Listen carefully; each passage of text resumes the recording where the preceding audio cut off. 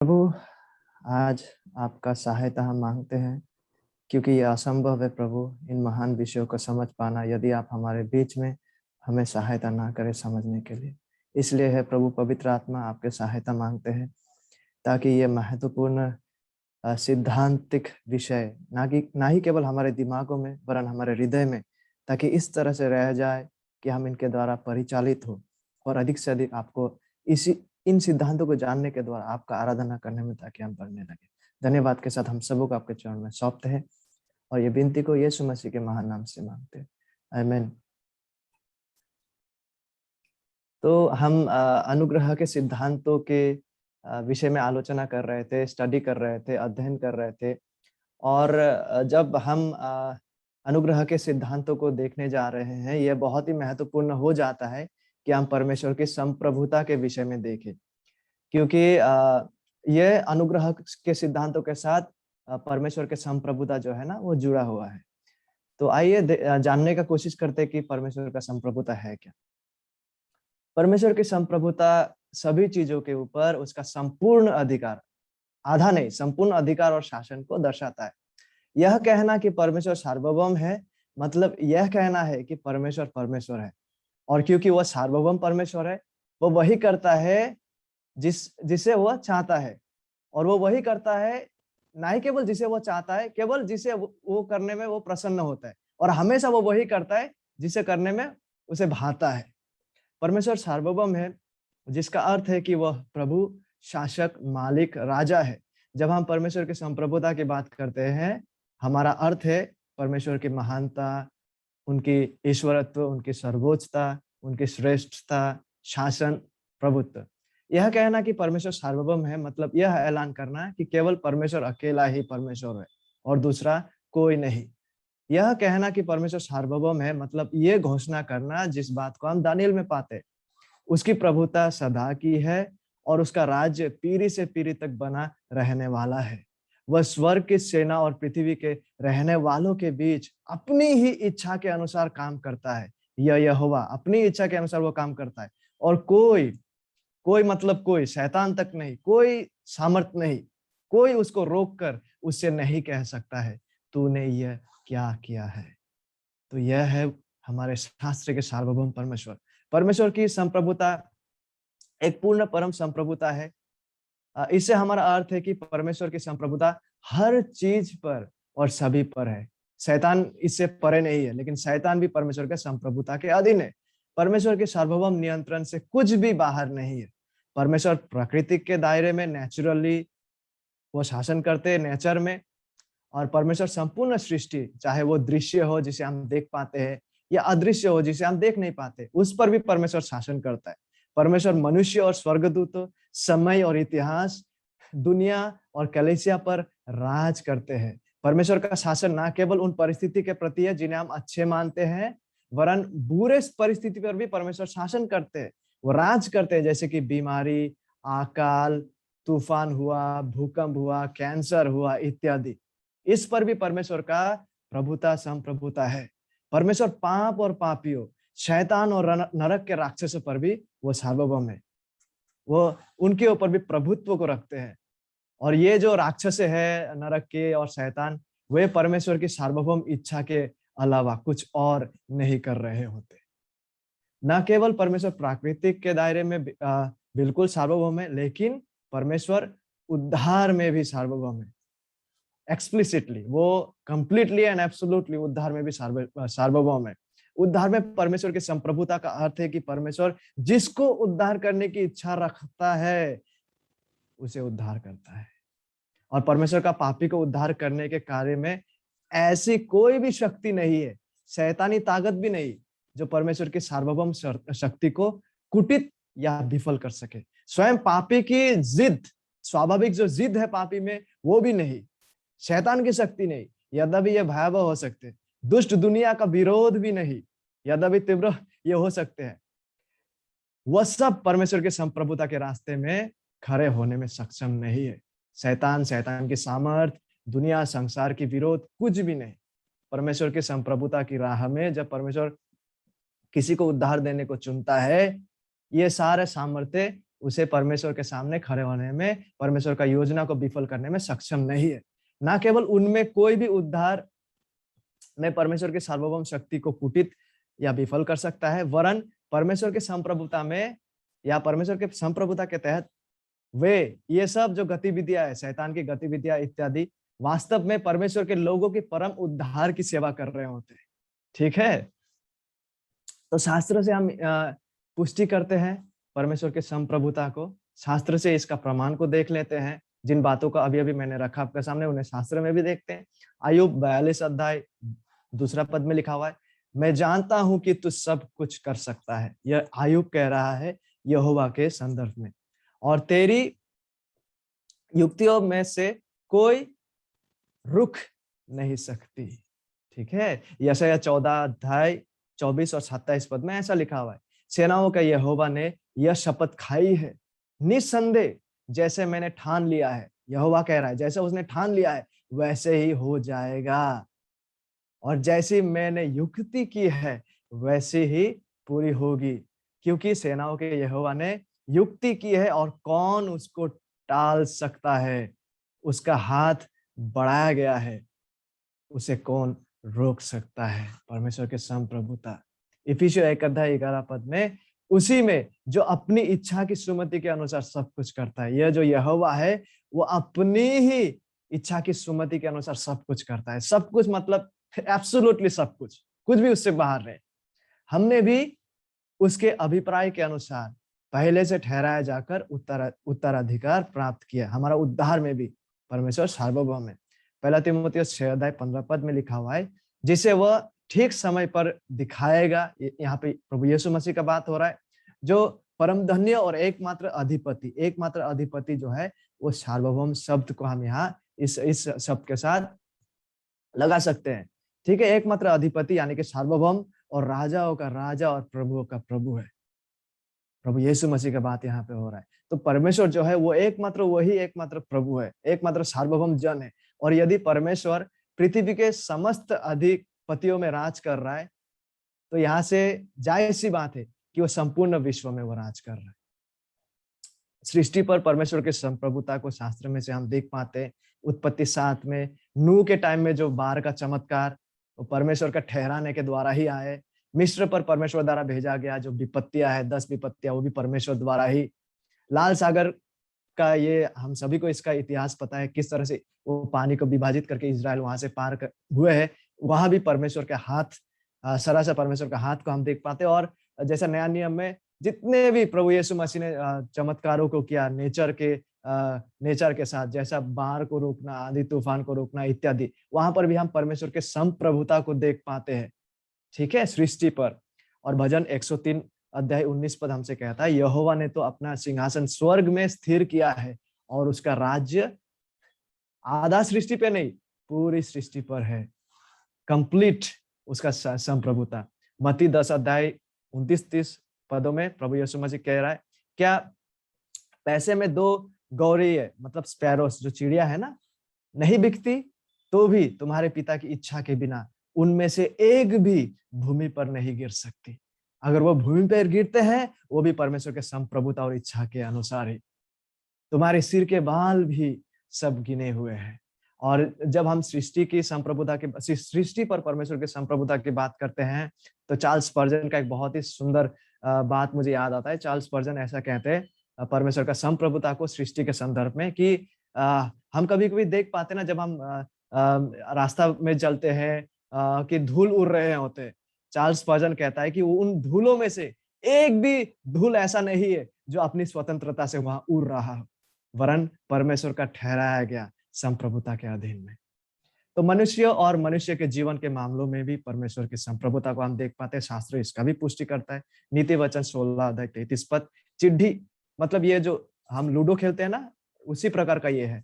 तो डाली जाती तो है, परंतु उसका निकलना यहोवा ही की ओर से होता है। जैसे हम कई बार कहते हैं ना, लूडो जब खेलते हैं, किसका तकदीर अच्छा है, किसका लक अच्छा है कि उसको 6 मिल जाएगा, 1 मिल जाएगा। ना ना, उसमें कोई लक वाला बात नहीं है। जब लूडो का वो गोटी फेंका जाता है, वो तक रैंडमली ऐसे वहां पे 1-2 नहीं आ जाते हैं, लेकिन शास्त्र हमसे कहता है यहोवा ही की ओर से वो होता है कि वहां 1 अंक आएगा या 2 आएगा। तो रैंडम चीजों में भी परमेश्वर की संप्रभुता है, जिसे हम रैंडम समझते हैं, जिसे हम समझते हैं कि यूं ही वो लकीली ऐसा हो रहा है। There is nothing called as luck. सब कुछ परमेश्वर के नियंत्रण के अधीन में है। नीति वचन 21 अध्याय 1 पद, राजा का मन, यानी कि पृथ्वी में जो राजा है का मन नालियों के जल की न्याय यहोवा के हाथ में रहता है। क्या हम सुन पा रहे हैं इस बात को? जिधर वो चाहता, जिधर यहोवा चाहता, उधर उसको फेर देता है।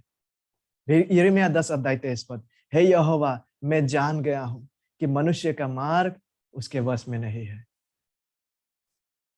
मनुष्य चलता तो है, परंतु उसका डग उसके अधीन नहीं है, क्योंकि परमेश्वर जो है वो मनुष्य और मनुष्यों के जीवन के मामलों में भी सार्वभौम है। उद्धार में परमेश्वर की संप्रभुता। मत्ती 11 अध्याय 25 से 26 पद में हम इस बात का पुष्टि को पाते हैं शास्त्र में। उसी समय यीशु ने कहा, हे पिता, स्वर्ग और पृथ्वी के प्रभु, मैं तेरा धन्यवाद करता हूँ कि तूने इन बातों को, यानी कि परमेश्वर के स्वर्ग राज्य के बातों को ज्ञानियों और समझदारों से छिपा रखा। देखिए यहाँ पे कौन छिपा रहा है परमेश्वर के राज्य के बातों को? तूने, पिता, पिता सार्वभौम है, वो ही छिपा रहा है और बालकों पर प्रकट किया है। हाँ, हे पिता, क्योंकि तुझे यही अच्छा लगा, परमेश्वर को यही भाया। ठीक है, परमेश्वर संप्रभु है किसी के उद्धार के ऊपर। जब परमेश्वर चाहते हैं प्रकट करने, तभी हम समझ पाते हैं शास्त्र के सच्चाई को और उसे यकीन और विश्वास कर पाते हैं।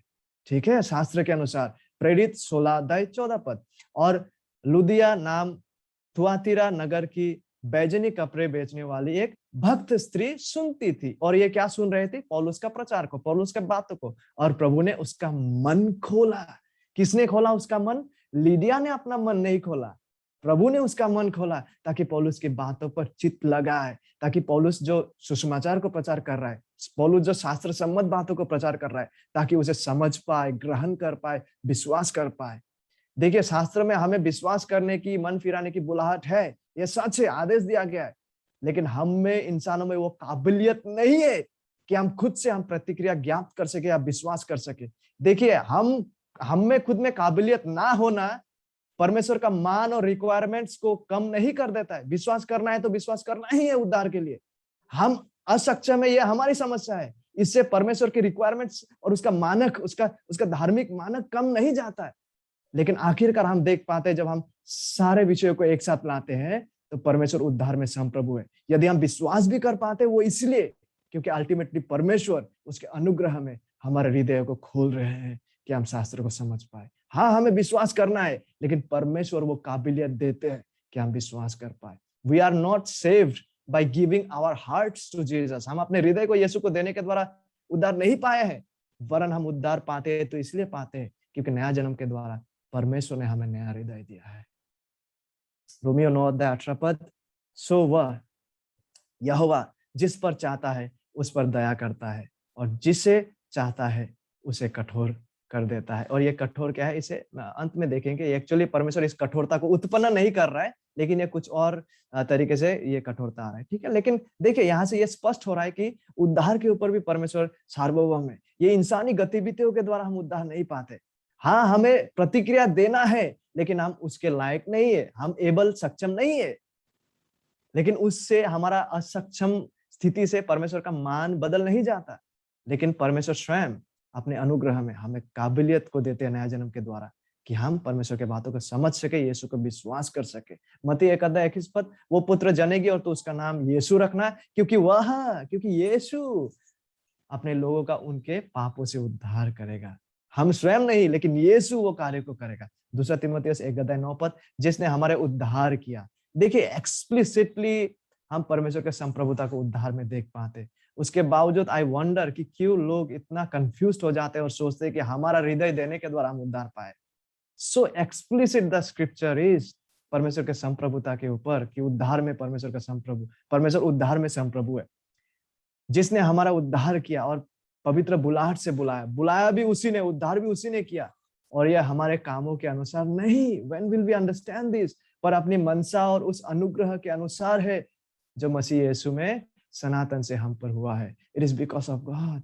परमेश्वर उद्धार के ऊपर भी सार्वभौम है। वो जिसे चाहता है उसे उद्धार कर सकता है। और यह संपूर्ण उसी के ऊपर निर्भरशील है, हमारे क्रियाओं पर नहीं। सांसारिक जीवन के बुराइयों और प्रतिकूलताओं, वेदनाओं पर परमेश्वर की संप्रभुता को देखते हैं। उत्पत्ति 50 अध्याय 20 पद, यहाँ पे यूसुफ का बात हो रहा है। यद्यपि तुम लोगों ने मेरे लिए बुराई का विचार किया, यूसुफ अपने भाइयों से कह रहा है, क्योंकि यूसुफ को हम सभी को पता है कि बेच दिया था उसको, है ना। तो यूसुफ अपने भाइयों से कह रहा है, यद्यपि तुम लोगों ने मेरे लिए बुराई का विचार किया था, परंतु परमेश्वर ने उसी बात में भलाई का विचार किया। इट वाज गॉड, जिससे वो ऐसा करे जैसे आज के दिन प्रकट है कि बहुत से लोगों के प्राण बचे। It was God. हाँ, उनके भाइयों ने उसे बेचा, उनके भाइयों ने ये बुरा काम को किया, उसके बावजूद इट वाज गॉड, क्योंकि परमेश्वर उस परिस्थिति के ऊपर सार्वभौम है। आयुब 1:21 पद, मैं अपनी माँ के पेट से नंगा निकला और वही नंगा लौट जाऊंगा। यहोवा ने दिया और यहोवा ही ने लिया।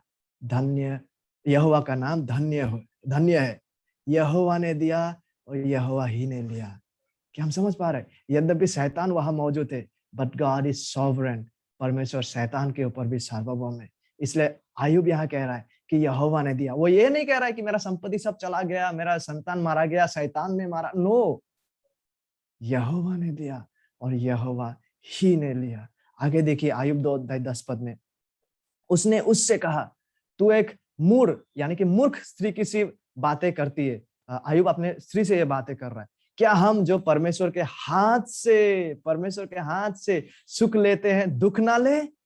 इन सब बातों में भी आयुब ने अपने मुंह से कोई पाप नहीं किया। जब आयुब अपना परिस्थितियों के बारे में, जब वो अपना दुखों को जब देख रहा था, वो परमेश्वर, वो ऐसा इस दृष्टिकोण से देख रहा था कि ये परमेश्वर के हाथ से आ रहा है। वो परमेश्वर के संप्रभुता की ओर इशारा कर रहा है,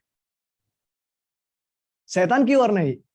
ठीक है, वो परमेश्वर को इन सब चीजों के पीछे परमेश्वर का हाथ को जिम्मेदार ठहरा रहे। ठीक है, कि ये परमेश्वर की ओर से ही आया है।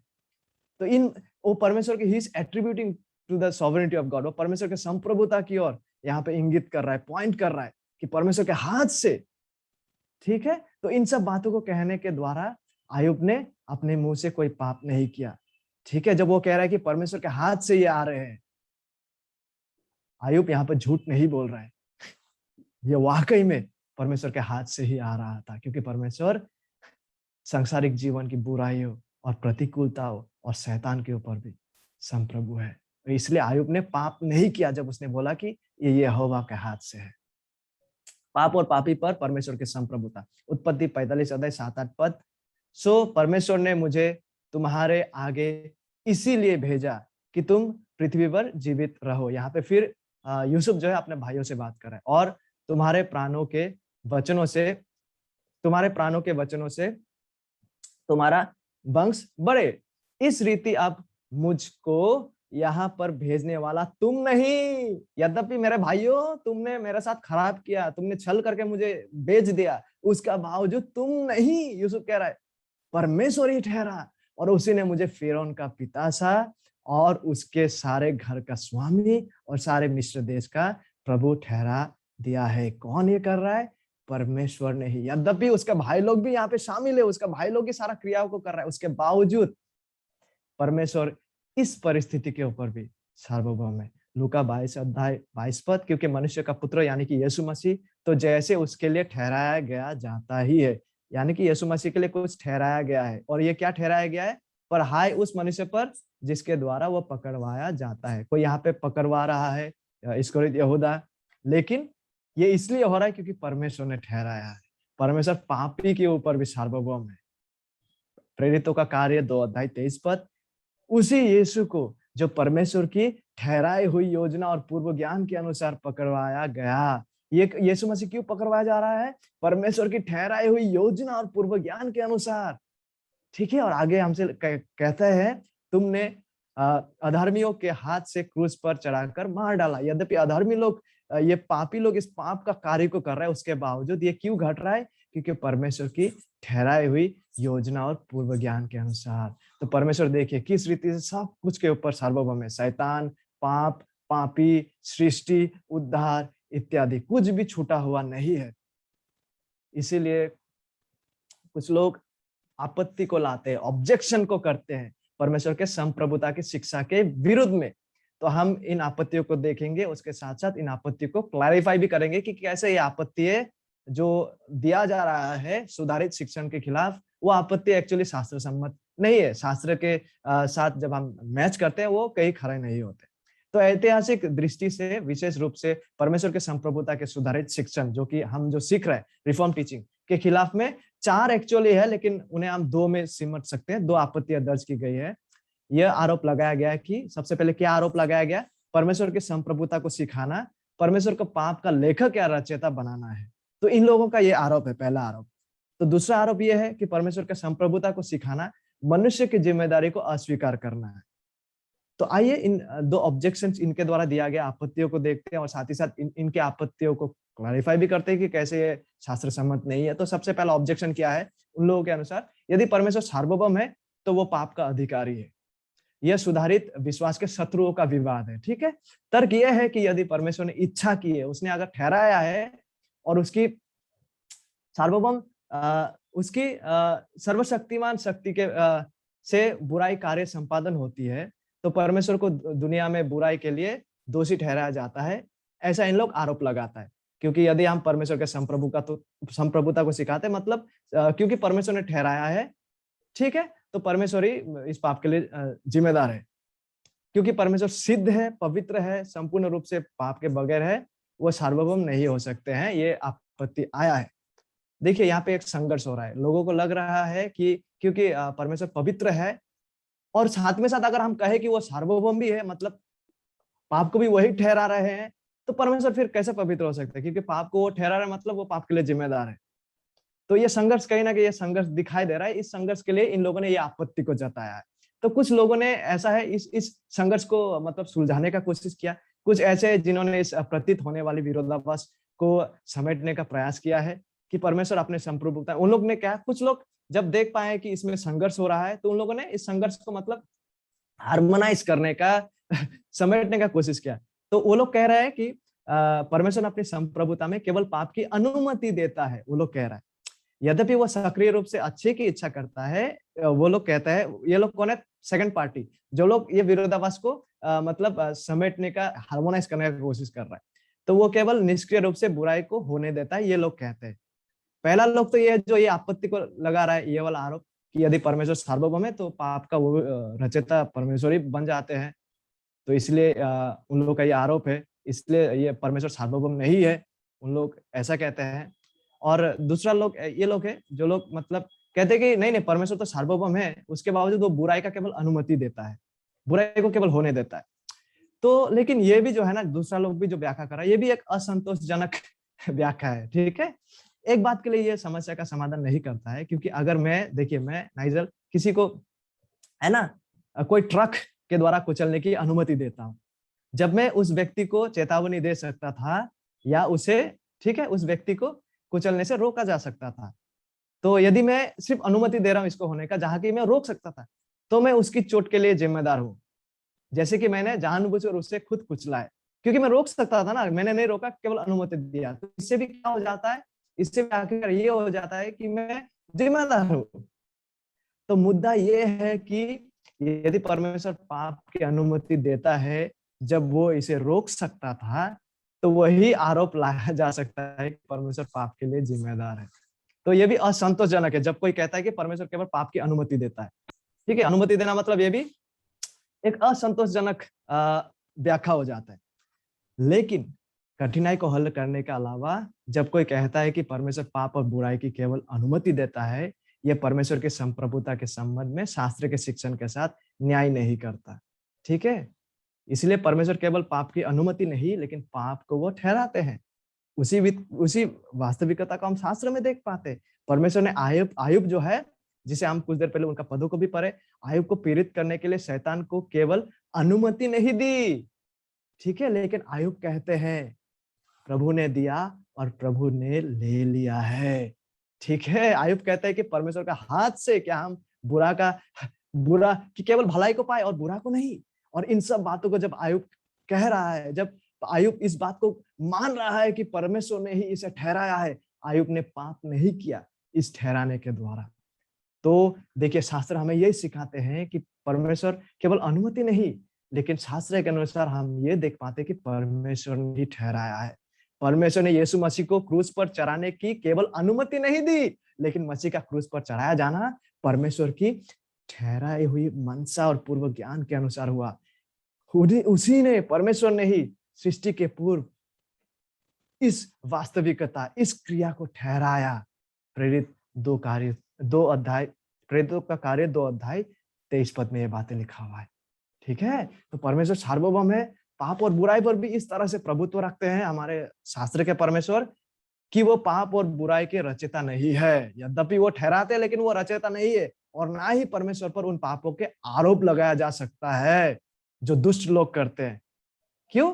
देखिए, यद्यपि परमेश्वर पाप के ऊपर सार्वभौम है, देखिए उसके बावजूद पापी जो है स्वेच्छा से पाप करते हैं।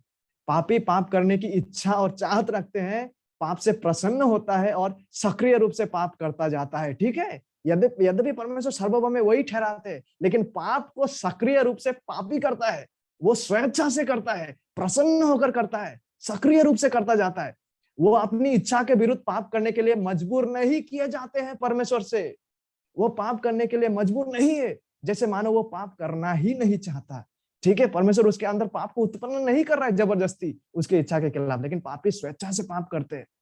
परमेश्वर बुराई को इस तरह से प्रभावित करता है कि शैतान और दुष्ट लोग स्वेच्छा से इसका प्रदर्शित करता है। जैसे हम याकूब 1 अध्याय 13-14 पद में देख पाते हैं, लिखा हुआ है, जब किसी की परीक्षा हो, यानी कि प्रलोभन का बात किया जा रहा है, तो वो यह ना कहे कि मेरी परीक्षा प्रलोभन जो है परमेश्वर की ओर से होती है, क्योंकि ना तो बुरी बातों से परमेश्वर की परीक्षा हो सकती है, और ना वो किसी की परीक्षा, किसी के प्रलोभन आप करता है। परमेश्वर नहीं करता है प्रलोभन, परंतु प्रत्येक व्यक्ति जो है अपनी ही अभिलाषा में खींचकर और फंसकर परीक्षा, प्रलोभन, पाप में वो पड़ते हैं। शैतान और दुष्ट लोगों के भेद में पाप के साथ परमेश्वर का जो उद्देश्य है वो अच्छा उद्देश्य है। उनका उद्देश्य जो है उनका स्वयं के गौरवशाली सिद्धताओं को प्रदर्शन करने के माध्यम अपनी महिमा को लाना, अपना महिमा करना।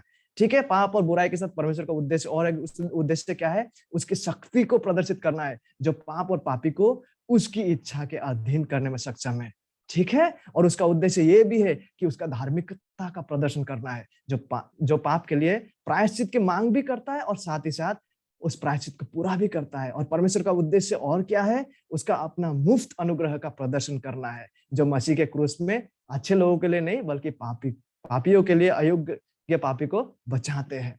पाप को ठहराने में परमेश्वर का उद्देश्य पाप से उद्धार करता उनके पुत्र यीशु मसीह को प्रकाश करना है। और ये प्रकाशन इस तरह का परमेश्वर प्रकाश करने वाला है, इस तरह का मसीह अपना समाप्त कार्य को करने वाला है, जिसके द्वारा मसीह इस तरह से महिमान्वित और एक्सॉल्टेड, हाईली एक्सॉल्टेड, ऊंचे पे लिया जाएंगे कि उसे एक ऐसा नाम दिया गया है जो नाम सर्वश्रेष्ठ है, जिस नाम में एक दिन हर घुटना टेक कर हर मुंह अंगीकार करने वाला है कि यीशु ही प्रभु है।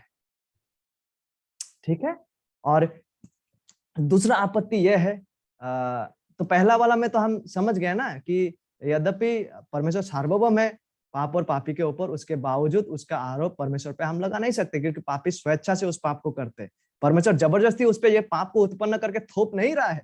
ठीक है, क्योंकि परमेश्वर किसी को इस तरह से प्रलोभित नहीं करते, पाप का उत्पन्न वो नहीं करते, क्योंकि लेकिन पापी स्वेच्छा से करते हैं।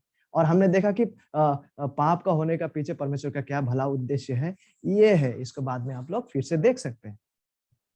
और दूसरा आपत्ति यह है, यदि परमेश्वर सार्वभौम है तो मनुष्य अपने पाप के लिए जिम्मेदार नहीं है। ये आरोप भी लगाया गया है।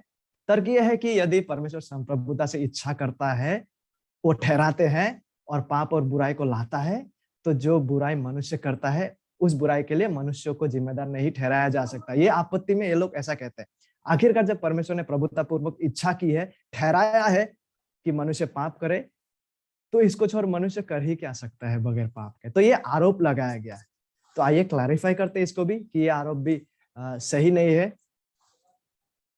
परमेश्वर पाप और पापी के ऊपर भी सार्वभौम है, लेकिन परमेश्वर पाप और पापी पर इस तरह से सार्वभौम है कि पापी खुद अपने पाप के लिए परमेश्वर के सामने हमेशा जिम्मेदार रहता है। देखिए, ठीक है, शास्त्र में हम देख पाते हैं, जब हम लूका की ओर जो यहाँ पे देखते हैं कि हाँ, मनुष्य का पुत्र जो है प्रभु यीशु मसीह परमेश्वर के द्वारा निर्धारित किए जाने के अनुसार क्रूस पर वो जाता है।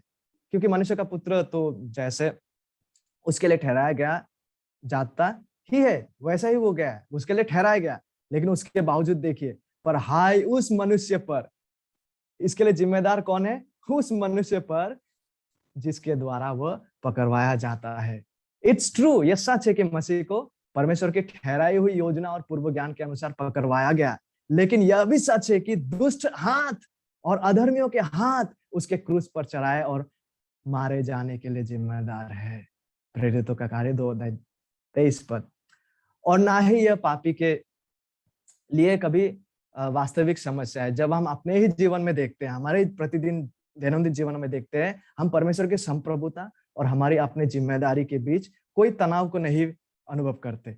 यद्यपि हम मानते हैं कि सभी चीजों पर परमेश्वर सार्वभौम है, पाप के ऊपर भी, पापी के ऊपर भी, वो सभी चीजों के ऊपर वो नियंत्रण रखते हैं, सभी उसके अधीन में है। उसके बावजूद हम जानते हैं कि जब हम गलत करते हैं, जब हम पाप करते हैं, तो हम स्वयं उस गलती के लिए जिम्मेदार है।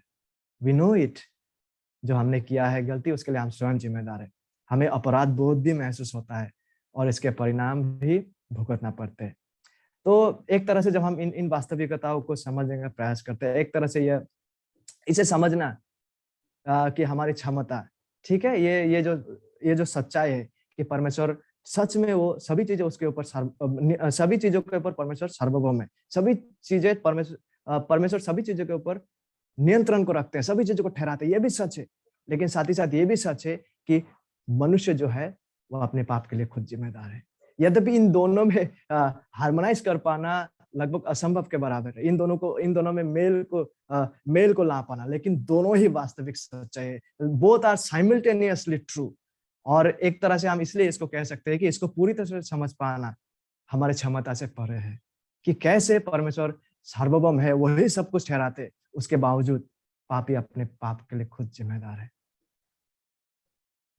एक उदाहरण के द्वारा इसे समझने का कोशिश करते हैं। ये जोनाथन एडवर्ड्स ने इस उदाहरण को दिए थे, ठीक है। जोनाथन एडवर्ड्स नामक व्यक्ति, परमेश्वर लोगों के हृदय में पाप का उत्पादन नहीं करता। परमेश्वर जो है ना, पापी लोगों का हृदय में पाप को उत्पन्न नहीं करता, बल्कि ये लोगों के अपने हृदय से उत्पन्न होता है। परमेश्वर बस उस अनुग्रह को रोक लेते हैं जो हृदय को बदल देगा, और यही बुनियादी कारण है, लेकिन सकारात्मक या नैतिक रूप से दोषी कारण नहीं। इसे एक उदाहरण के द्वारा समझने का कोशिश करते हैं। देखिए, सूर्य के द्वारा क्या होता है, पृथ्वी में हमको पता है कि रोशनी मिलता है, और ये रोशनी जो है डायरेक्टली सूर्य से आता है। दिन होता है क्योंकि सूर्य अपनी रोशनी देता है और उसमें पृथ्वी को स्नान कराता है। प्रकाश सीधा सूर्य द्वारा दिया जाता है। इस प्रकार सूर्य दिन का सकारात्मक कारण है। आप कल्पना कीजिए कि सूर्य अपने ही स्वयं का कुछ कारणों की वजह से पृथ्वी को छोड़ के, इस सौर मंडल को छोड़ के कहीं और दूर में चला जाता है। इसके परिणाम क्या होगा? सब जगह अंधेरा ही अंधेरा होगा, है नहीं? क्योंकि रोशनी तो सूरज से होके आ रहा था, तो सब जगह अंधकार अंधकार होगा। परिणाम स्वरूप पृथ्वी पर अंधेरा होगा। सूरज अंधेरे का सकारात्मक कारण नहीं होगा, लेकिन वो अंधेरा ऐसा विषय नहीं है जो सूरज उत्पन्न कर रहा है ना, बल्कि नकारात्मक कारण होगा। क्योंकि अंधेरा कोई ऐसा चीज नहीं है जो सूर्य द्वारा उत्पन्न किया गया था और पृथ्वी पर लगाया गया, थोपा गया हो ना, बल्कि यह अंधेरा इसलिए हुआ क्योंकि पृथ्वी को अपने ही स्वभाव में छोड़ दिया गया था। इस प्रकार सूरज को अंधेरे के नैतिक रूप से दोषी कारण नहीं माना जा सकता। हालांकि सूरज इस अंधेरे का अंतिम कारण है, निर्णायक कारण है, क्योंकि सूरज के कार्य से ही यह निर्धारित होता है कि पृथ्वी ज्योतिर्मय रहे या अंधेरा। सूरज अगर रहने के लिए चुनता था तो दिन और रोशनी डायरेक्टली हमें मिलता था, पृथ्वी मिलेगी, लेकिन सूरज का छोड़ना के लिए चुनना का परिणाम अंधेरा हुआ, ठीक है। तो आखिरकार जो अंधेरा हो रहा है वो सूरज के कारण ही हो रहा है, क्योंकि सूरज छोड़ के चला गया। लेकिन सूरज उसके लिए नैतिक रूप से जिम्मेदार नहीं है। क्यों? क्योंकि सूरज वहां पे अंधेरा को नहीं थोप रहा है, सूरज पृथ्वी में अंधेरा को नहीं डाल रहा है, लेकिन वो अंधेरापन जो है, जब पृथ्वी को अपने ही हालत में छोड़ा गया, ये पृथ्वी का अपना स्वभावी नेचर है, ठीक है। तो ठीक इसी तरह से परमेश्वर बुराई का अंतिम कारण है, निर्णायक कारण है, लेकिन नैतिक रूप से परमेश्वर दोषी नहीं है। परमेश्वर के अनुग्रह, जो अनुग्रह उस बुराई को रोकते थे, अगर उसको रोका गया, ठीक है, उसको रोके रखने से बुराई के परिणाम सामने आते, लेकिन परमेश्वर का पाप को उत्पन्न करने से नहीं। बुराई क्यों आ रहा है? क्योंकि परमेश्वर ने अनुग्रह को रोका। बुराई इसलिए नहीं हो रहा है क्योंकि परमेश्वर ने पाप को वहां थोपा ना।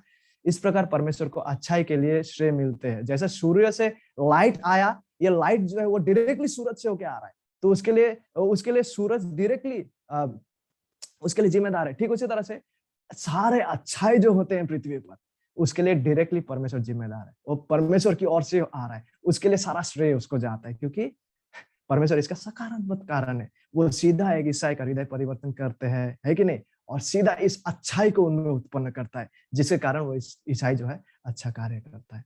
लेकिन परमेश्वर को पाप का कोई भी दोष नहीं मिलता है, क्योंकि वो लोगों के हृदय में पाप का उत्पादन या उत्पन्न नहीं करता। ठीक है? आई होप विषय क्लियर हो रहा है। तो कैल्विनवाद अनुग्रह के सिद्धांतों के जो 5 बिंदुएँ हैं, उनके साथ परमेश्वर का संप्रभुता का क्या संबंध है? देखिए, आइए देखते हैं। 5 बिंदुएँ जो है प अनुग्रह के सिद्धांत का आधार जो है ना, वो परमेश्वर की संप्रभुता है। दूसरी ओर 5 बिंदु जो है, स्पष्ट रूप से इस सच्चाई को दर्शाने का काम करते हैं कि परमेश्वर एक सार्वभौम परमेश्वर है। ठीक है? जब हम इन 5 विषयों को क्रमानुसार देखेंगे, हम देख पाएँगे कि परमेश्वर सार्वभौम परमेश्वर है। सिवाय परमेश्वर की संप्रभुता में एक मजबूत विश्वास किए, हम 5 बिंदुओं में कोई विश्वास नहीं कर सकते। इससे पहले कि हम उन 5 विषयों में विश्वास और भरोसा कर सके, हमें विश्वास करना है परमेश्वर की संप्रभुता पर। तो परमेश्वर के संप्रभुता और अनुग्रह के सिद्धांतों में क्या रिलेशन है? देखिए 5 विषयों का मैंने यहाँ रखा है। क्योंकि पतित मनुष्य जो है, अपने अपराध और पापों के कारण मरे हुए हैं और पूरी तरह से भ्रष्ट है। और यदि ये सच है और शास्त्र सम्मत ये सच है, यदि ये सच है कि हम कुछ भी प्रतिक्रिया खुद से देने में काबिल नहीं है, तो केवल परमेश्वर की सार्वभौम शक्ति ही पतित लोगों को बचा सकता है। क्योंकि परमेश्वर सार्वभौम है, वह उसे बचाने के लिए चुनता है जिसे बचाने का इच्छा वो रखता है। और ऐसी कोई भी शर्त या कार्य नहीं है, जिसके करने के द्वारा मनुष्य अपना उद्धार को कमा सके या अर्जन कर सके, ठीक है? ये जो है केवल परमेश्वर का अनुग्रह से शर्तहीन चुनाव के द्वारा। और क्योंकि परमेश्वर सार्वभौम है, मसीह की मृत्यु के द्वारा समाप्त किया गया प्रायश्चित का कार्य प्रभावशाली है, क्योंकि वो सार्वभौम है। जो वो ठहराता है वो होगा। वास्तव में उन लोगों को बचाने में, जिन्हें बचाने का इरादा और लक्ष्य मसीह का समाप्त कार्य था, और ये लागू होके ही रहेगा, क्योंकि परमेश्वर सार्वभौम है। मनुष्य के उद्धार में उसके अनुग्रह कार्य प्रभावशाली होके ही रहेगा। कोई भी रोक नहीं सकता, बिकॉज़ ही इज सॉवरेन। क्योंकि परमेश्वर सार्वभौम है, व्यक्तिगत रूप से संत जो प्रत्येक विश्वासी लोग हैं और संपूर्ण सच्चा कलीसिया को संरक्षित किया जाएगा। परमेश्वर ने जब ठान लिया कि वो इस कार्य को समाप्त करेगा, तो वो होकर ही रहेगा। क्यों? बिकॉज़ ही इज सॉवरेन, क्योंकि वो सार्वभौम है। कोई भी उसका उद्देश्य और योजनाओं को, सार्वभौम योजनाओं को विफल नहीं कर सकता। और इसके परिणाम स्वरूप प्रत्येक सच्चा विश्वासी और सच्चा कलीसिया जो है, वो उसका संरक्षण जो है, वो अंत तक वो लोग सुरक्षित रहेगा। क्यों? क्योंकि परमेश्वर ने इसे ठान लिया है। और ये सत्य जो है जिसे हमने आज सीखे हैं, ये केवल हमारा ये डॉक्ट्रिन्स केवल हमारा दिमागों में ना रह जाए। क्योंकि केवल अगर हमारा दिमागों में ही रह जाए, यदि ये हमारा हृदयों में नहीं बसे और इसके इसके द्वारा यदि हम परिचालित ना हो, तो व्यर्थ है। वरन प्रभु अनुग्रह करे कि ये सत्य जो है, ना ही केवल हमारा दिमागों में, वरन ये हमारे हृदयों में आ बसे। और इस तरह से आ बसे कि हम रूपांतरित होने के द्वारा अधिक से अधिक परमेश्वर को आराधना करने में बढ़ रहे हैं। हम उन व्यक्तियों में ठहरे जिसके बारे में चार्ल्स स्पर्जन कहता है ना, प्रत्येक जो सच्चा विश्वासी, जिनके लिए परमेश्वर का जो संप्रभुता है, हमारा एकमात्र आश्वासन का केंद्र है। कि हाँ, हम अगर सच्चा विश्वासी और सच्चा उद्धार प्राप्त इंसान हैं, हम कभी भी उद्धार को नहीं खोएँगे। और यदि हम दुःख तकलीफों से भी होके गुज़र रहे हैं, हम जानते हैं कि कुछ भी हमारा सार्वभौम परमेश्वर के नियंत्रण के बाहर नहीं है और हमारा उद्धार उनके हाथों में सुरक्षित है। क्यों? बिकॉज़ ही इज़ सॉवरेन, क्योंकि वो सार्वभौम है। और हाँ, हम इस बात पे विश्वास करते हैं। आइए प्रार्थना करें। प्रभु आपको धन्यवाद देते हैं आज के इस समय के लिए। और प्रभु अंत में यही चाहेंगे हृदय से कि ये डॉक्ट्रिन्स ताकि केवल हमारा दिमागों में ना बसे, वरन दिमाग से हमारा हृदय में प्रवेश करे, जिसके द्वारा आपके प्रति हमारा श्रद्धा और प्रेम ताकि बढ़ने पाए। आपके प्रति हमारा जो दृष्टिकोण है, ताकि वो अधिक से अधिक बढ़ने पाए प्रभु, कि हम सच में देख और समझ पाए कि आप वाक़ई में कौन हैं। और हमारा हृदय इस तरह से ताकि नम हो, इस तरह से इन सत्यों के द्वारा ताकि परिचालित हो कि हम आपको आराधना करने में अधिक से अधिक बढ़ रहे हैं। धन्यवाद के साथ ये विनती यीशु मसीह के महान नाम से मांगते हैं। आमीन।